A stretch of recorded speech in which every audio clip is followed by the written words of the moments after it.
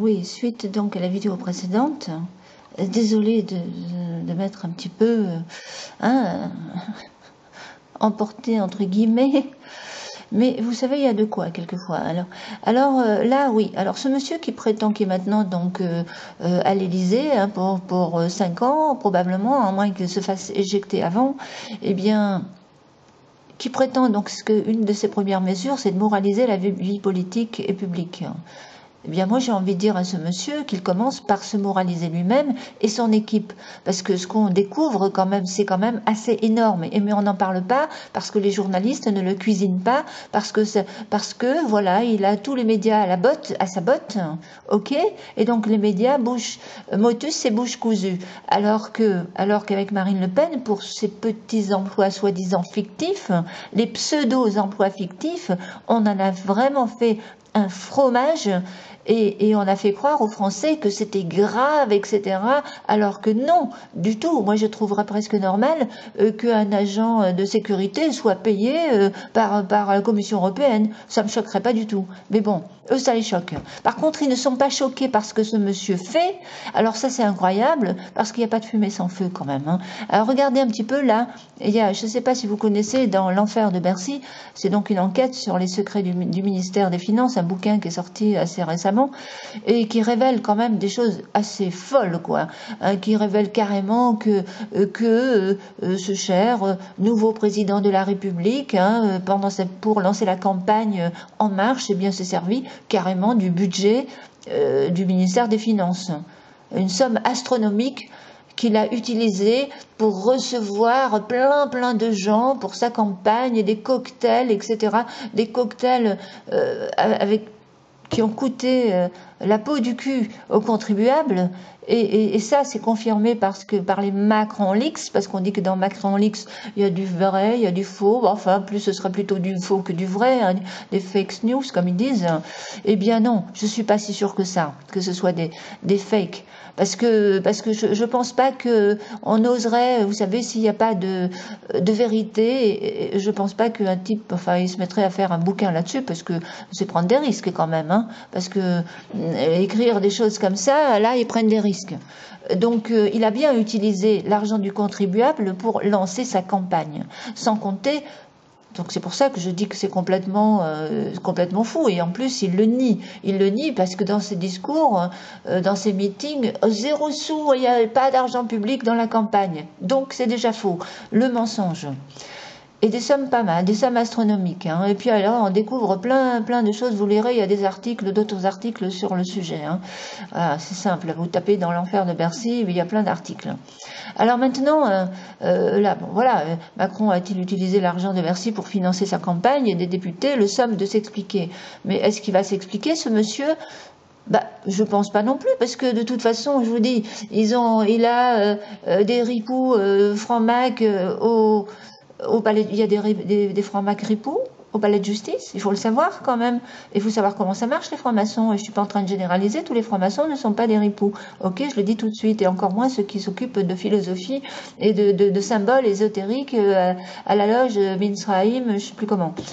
Donc je parle pas de ceux-là. Je parle des francs-maçons politiques ripoux et qui ont des dents longues et qui jurent sur le secret, qui jurent dans le secret des loges, ils sont obligés de jurer sur la Bible, ce qui est déjà très paradoxal parce qu'ils sont plutôt anticlérical et anti-dogme, mais ils jurent sur la Bible. Enfin bon, bref, pour moi de toute façon la franc-maçonnerie c'est une secte. Hein.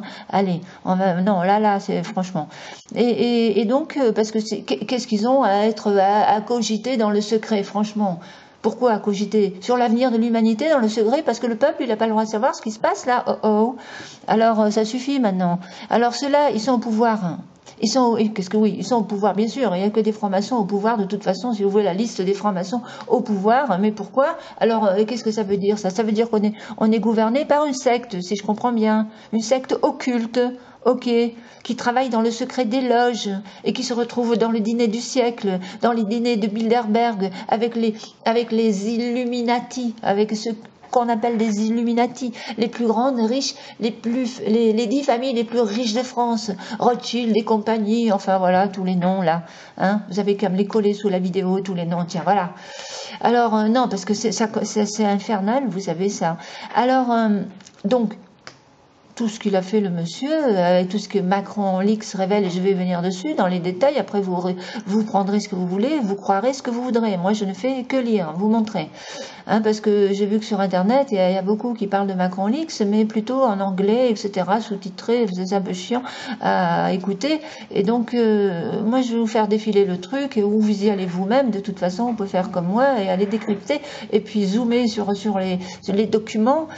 Alors non, moi, je pense pas que ce soit tous du faux, comme ils veulent nous le faire croire. Et bien évidemment, l'enquête est en cours. Ah, mais ça va prendre son temps, surtout. C'est surtout ça qui est grave. C'est qu'on aurait dû le savoir bien avant, parce que l'enquête est en cours déjà depuis longtemps, mais ils ont laissé traîner exprès pour pas que le peuple soit au courant avant les élections. C'est pour ça que je dis que ce combat est totalement déloyal, parce que s'ils avaient trouvé ça, moi je vous assure, comme déjà dit sur la vidéo que j'ai enlevée là, je ne suis pas évidemment pas pour le piratage des emails, on ne peut pas cautionner non plus le piratage des ordinateurs, mais en supposant qu'on avait trouvé ça dans les ordinateurs, enfin dans les dossiers du Front National, toutes ces histoires compromettantes, tous ces documents compromettants, eh bien, j'aurais stoppé net ma propagande pour le Front National. Je n'aurais pas pu soutenir Marine Le Pen. Ma conscience m'aurait interdit de soutenir Marine Le Pen et j'aurais supprimé toutes les vidéos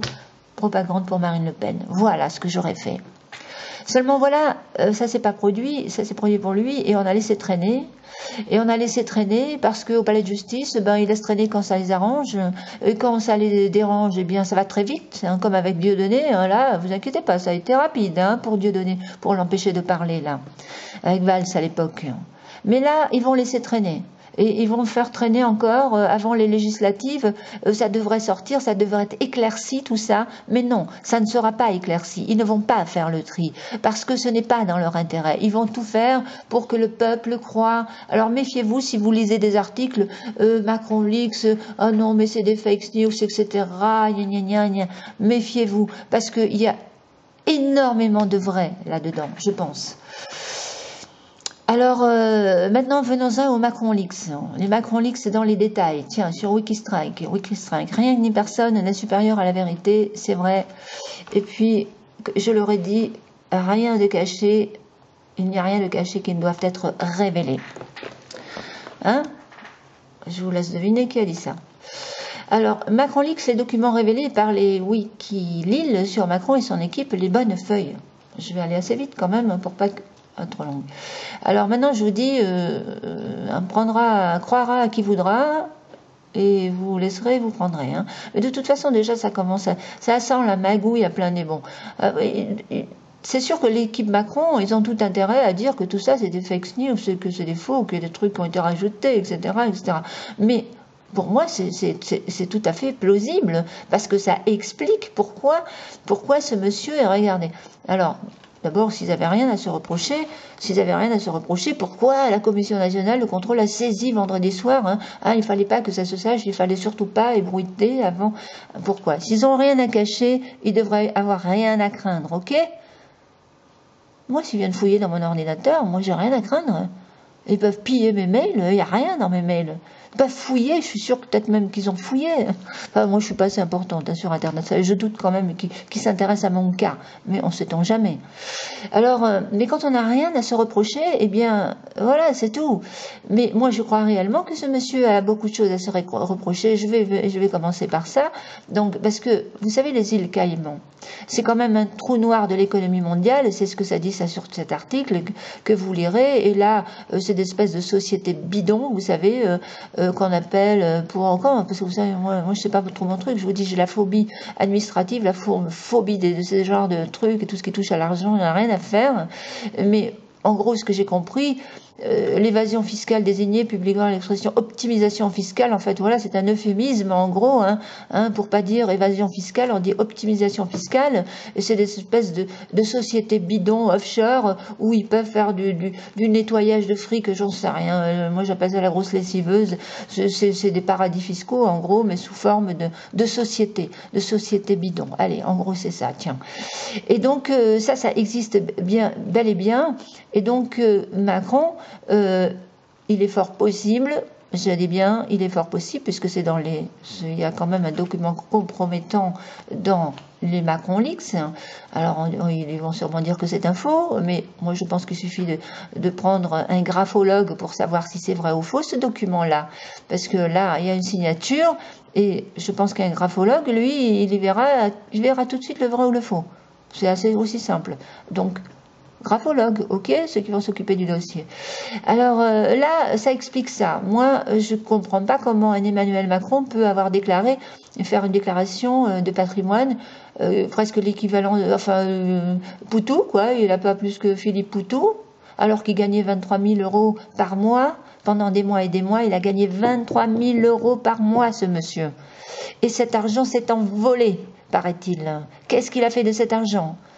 Pourquoi on ne les cuisine pas? Pourquoi on ne lui demande pas des comptes? Pourquoi est-ce qu'on ne lui demande pas d'être clair? Alors, ce monsieur, donc, aurait, parce que j'ai vu, vous pouvez aller voir sur la déclaration fiscale, elle est officielle sur Internet, tout le monde peut y accéder. Vous irez voir dans les détails. Il y en a qui ont décrypté ça et qui se sont dit, non d'un chien, il y a quelque chose qui colle pas, et cet argent soit s'est envolé, ou alors il a dû flamber 1000 à 2000 € par jour. Pour flamber 2000 € par jour, il faut déjà dépenser beaucoup d'argent. Même si vous emmenez vos potes à la Rotonde ou ailleurs, dans le restaurant chic, vous pouvez dépenser 2000 € dans la soirée par jour, en plus c'est pratiquement impossible. Donc cet argent, il est bien planqué quelque part. Donc cet argent, soit il a acheté des Napoléons ou de l'or en barre, au black, j'en sais rien, mais je vous dis ça comme ça se fait, ça peut peut-être se faire, enfin j'en sais rien. Est-ce qu'on peut acheter, parce que quand on achète des Napoléons, je sais qu'on a un papier, etc., officiellement, mais il y en a qui n'achètent pas officiellement, et peut-être qu'il a acheté, mais pas officiellement. Moi, je me pose des questions. Voilà. Alors, mais tout ça, c'est pas grave, c'est pas grave, c'est Monsieur Macron, il est dans la pensée magique positive, il a tous les droits, ok, ben moi je suis pas d'accord avec ça, voilà. Alors, allez, on continue un petit peu sur Wikileaks en vitesse, parce que là, on trouve des documents vraiment où on voit qu'il a dépensé des sommes astronomiques, et c'est bien quand même l'argent... je veux dire, si Marine Le Pen, elle a vu le quart de ce qu'il a eu, ça aurait été plus équitable, non? Plus équitable. Non. Alors, là, on lit, une taupe chez Fillon renseignait Macron qui, lui, avait des dossiers sur Sarkozy. Et après, on voit, autrement dit, Fillon, il a été dégommé, évidemment. Et ça, on le savait déjà. L'affaire Fillon, le nom de code était Martyr. Et ouais, il fallait bien qu'il y ait un qui... Bon, alors après on comprend. Moi je vous dis, je ne comprends pas Fillon qui a appelé à voter ce monsieur tout de suite après, à moins qu'on lui a mis la pression, à moins qu'il a eu des menaces. Parce que je vous dis, chez les francs-maçons, c'est bizarre. J'ai lu un bouquin, enfin non, je ne l'ai pas lu, c'est un copain qui m'a parlé d'un bouquin qui est sorti récemment sur quelqu'un qui a eu une affaire avec les francs-maçons, et il faut voir ce qu'il a vécu. Faut voir ce qu'il raconte. Alors, c'est des menaces, etc. Vous êtes dans la franc-maçonnerie quand vous y rentrez, pour y sortir, après, ça pose vraiment des problèmes. C'est pour ça que je vous dis, ça relève, c'est presque ça, c'est très sectaire. Vous savez, dans une secte, vous y rentrez, mais c'est très difficile d'en sortir. Et visiblement, c'était le cas, ça a été le cas, là. Et il y en a plein qui témoignent sur comment ça se passe en réalité chez les francs-maçons ripoux, j'ai bien dit, ripoux. Alors, qui veulent mener le monde au chaos et qui veulent nous imposer cette dictature mondiale et économique. Alors, 240 000 € pour laisser des messages vocaux datés... Alors, si vous trouvez ça normal, moi je sais pas, mais moi je trouve ça pas très normal parce que c'est des appels illégaux. Enfin, je sais pas, ils parlent des appels illégaux. D'avant le premier tour, des dizaines de milliers, oui. Allez, alors, 240 000 €. Je dis, tout ça pour entendre voter Macron, coucou, c'est... Non, mais attendez. Les emails montrent la stratégie de l'équipe Macron lors des dizaines d'appels illégaux, des dizaines de milliers d'appels illégaux. Donc voilà, machin. Fuite de documents compromettant sur Macron qui compte laisser mourir les Français de terrorisme. Je vous dis là, allez-y, zoomez là-dessus. Allez voir, hein, parce que les fichiers S devront être laissés en liberté. Ça dit ça, là. Et puis c'est bien. Donc, moi, je crois que c'est des documents officiels. Hein. Je sais pas, je pense pas que ce soit des faux, franchement. Allez, et puis vous zoomez, là. Vous zoomez carrément sur le côté. Vous savez zoomer quand même, je suppose. Hein. Pas besoin que je vous explique comment on zoome. Hein. Vous allez dans le petit carré sur les côtés, là, et vous appuyez, voilà, sur plus. Moi, je suis sur Firefox, là, je suis à 300. Là, je vais zoomer à 300. Ah bah, plus alors. Hein. Bon, bref, ça... Tiens, regardez. Voilà, je suis déjà à 15 minutes, j'ai plus beaucoup de temps. Mais bon, je suis presque à la fin de toute façon. Qu'est-ce que ça dit, là? Voilà. Création... Pas de présentation de l'état d'urgence, ni de l'opération Sentinelle, pas de création des NSA à la française organisation, pas d'internement extrajudiciaire des fichiers S, pas de limitation des droits de réunion, enfin, pas de nationalité. Bon, enfin bref, vous lirez parce que moi ça me saoule. Ah oui, alors là, je reviens, donc je dézoome. Il y a une belle ambiance, visiblement, d'En Marche. Les sympathisants d'En Marche traités de crevards par la direction. Belle ambiance, hein, belle ambiance. Alors, quoi d'autre? Le mot de la fin du DG, directeur général de la campagne de Macron. Alors ça, c'est un mail, je vous dis, très sibyllin, très abscon. Ça parle de trucs, je vous dis, de discussion lors d'une rencontre, qu'ils ont eu des frissons. Ça parle de masturbation et ça finit par je baise le peuple. Super, super, voilà. Alors, bon, est-ce que c'est un faux, est-ce que c'est un vrai, on ne sait rien. Mais toujours est-il que pour ce qui est des factures, etc., et tout ça, c'est vrai. Moi, je vous dis, vous allez voir, vos impôts vont augmenter, hein, parce que l'argent, il faudra bien qu'il le trouve quelque part. Ce monsieur, il a des goûts de luxe. Hein. Alors là, on découvre un mail. L'équipe d'En Marche avait préparé un communiqué en cas de décès de Jacques Chirac. Hein. Carrément, quoi. C'est du grand n'importe quoi, hein. Il n'est jamais mort. Hein, alors, livraison de drogue, alors là, j'en sais rien quoi penser, parce que ça m'étonnerait pas du tout qu'il y a de la drogue. Vous savez, la drogue, elle circule chez les people et les politiques. De toute façon, ça a toujours été comme ça. Et c'est pas nouveau, ces histoires-là. Hein. C'est vrai, là, il faudrait peut-être qu'ils moralisent un petit peu aussi, parce que franchement, ça commence à bien faire. Des salaires hors normes, 8 312 € pour 15 jours pour les gens qui travaillent pour En Marche, pour les employés d'En Marche. Super bien payé, ce serait donc un fake aussi ça, croira qui voudra, hein, je veux dire, encore un fake, et que c'est que des fakes, alors bon allez, on va dire que c'était que des fakes. 64 650 € a été contracté le 22 avril par le trésorier d'En Marche vers une étrange société nommée Deschau, En Marche. Voilà, allez, graphologue. Au travail, graphologue, pour savoir si c'est un vrai ou un faux. C'est facile à savoir, vous savez. Oui, Macron préfère Uber, lisez bien ceci. Bah oui, ça, il veut tout ubériser, on a vu ça. Hein. Et puis les bus Macron, etc. Là, les Flexi ou Flexfix bus. Une véritable catastrophe, ces bombes ambulantes. Ces bombes ambulantes, pour moi, ces bus, je ne monterai jamais là-dedans. Trop dangereux. Encore moins l'été. Alors là, Rothschild, hein, est-ce qu'il y a des liens avec Rothschild? Ben oui, Rothschild, ça c'est un courrier de Rothschild. Et qui a payé soi-disant un cocktail à 10 000 €. Voilà, puis plus loin, le cocktail. Hein, la budget de sondage 2017, 400 000 €. Voilà, faut-il s'étonner donc que les sondages étaient en faveur du monsieur, hein, parce que s'il est... vous savez, je vous dis, c'est totalement déloyal. Hein. Et là, 10 000 € en plein Paris au très restaurant des Arts, payé par Rothschild, une des familles des plus riches de France, des Illuminati, on dit pas ti.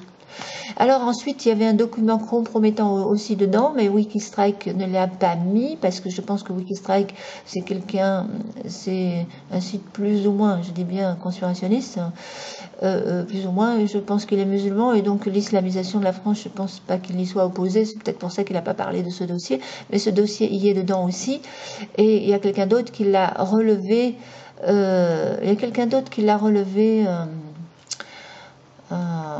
sur une autre vidéo qu'il faut que je retrouve. Si vous me la retrouvez, retrouvez-moi cette vidéo, je mettrai le lien parce que la Wikistrike n'a pas parlé de ce dossier, donc je soupçonne que ce garçon qui tient ce site, malgré tout il y a des bonnes infos hein, sur Wikistrike, soit un petit peu comme Tariq Ramadan et souhaite secrètement quand même l'islamisation de la France. Et moi je ne suis pas d'accord avec ça parce que je vois pas pourquoi la France, parce que c'était un projet, donc c'était un projet oui, c'était un projet sur l'islamisation de la France, qu'il fallait laisser faire, que c'était bien, que quelque chose comme ça, enfin voilà. Mais ça on est déjà au courant, hein, parce que vous avez déjà, je suppose que vous avez écouté donc le dossier tabou de la Villardière, comment ils s'y prennent pour progressivement, sournoisement, etc. Piano, piano. Moi, je vous dis, j'appelle ça une colonisation par l'économie sournoise. Et c'est comme ça que ça fonctionne. Alors, je vous invite vraiment à regarder, si ça y est toujours, hein, le dossier tabou de la Villardière. J'espère que je ne vais pas être censurée parce que là, comme j'ai prononcé des mots et filmer mon écran d'ordinateur, n'est-ce pas, pas mon écran de TV. Alors on va voir si ça passe ou pas, hein. Je vais faire comme vous m'avez dit de faire et je vous remercie à tous d'avoir donné des bons conseils sur l'avant-dernière vidéo. Merci, j'en tiendrai compte. À bientôt et merci pour l'écoute. À bientôt.